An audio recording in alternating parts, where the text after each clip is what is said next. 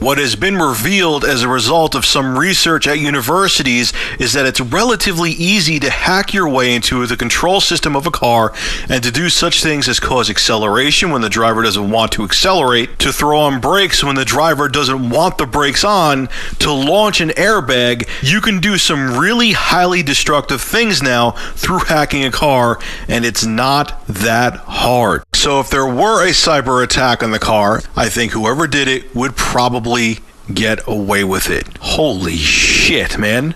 Look, I got to talk about this cars being controlled remotely by the government thing first, okay? Richard Clark, guy has credentials. I didn't get this from prisonplanet.com or infowars.org or anything. Think about that.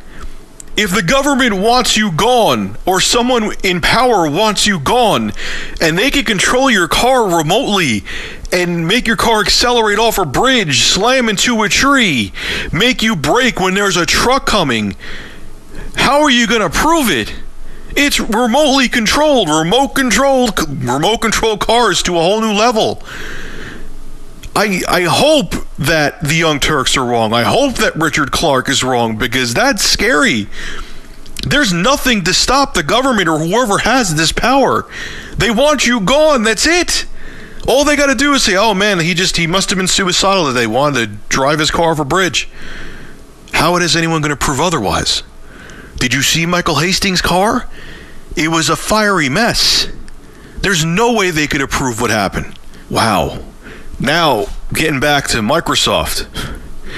Every single copy of Windows from Windows 95 has NSA software on it, meaning they could track everything that you're doing, compromise your operating system.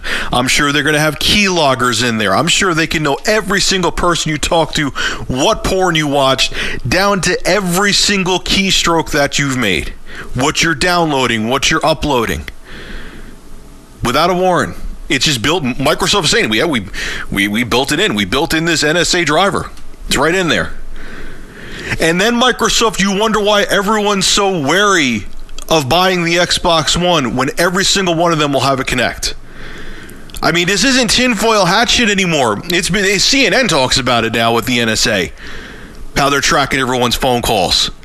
I mean, for Christ's sake, I mean, even like a year ago, you told me this. I'm like, oh, that's crazy talk, man. It's out there. They're doing shit like this. So now it's believable.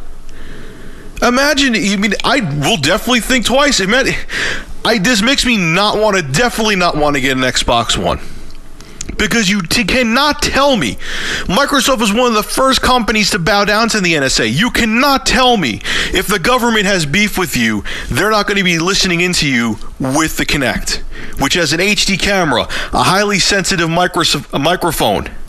Come on! And you're wondering why, Microsoft, that everyone's wary of the Kinect being bundled with every Xbox One? Gee, I don't know. Maybe because you're working with the NSA and every single copy of Microsoft Windows from Windows 95 has NSA software in it? Gee, I wonder why people are wary of the Kinect. I don't know. Look, I hope to God both of these articles aren't accurate. I really do. I hope that all of this information is wrong and it's just crazy talk, tinfoil hat, conspiracy theory stuff. But with everything else we've been hearing out there, come on, man. It's not hard to believe anymore. And you know what?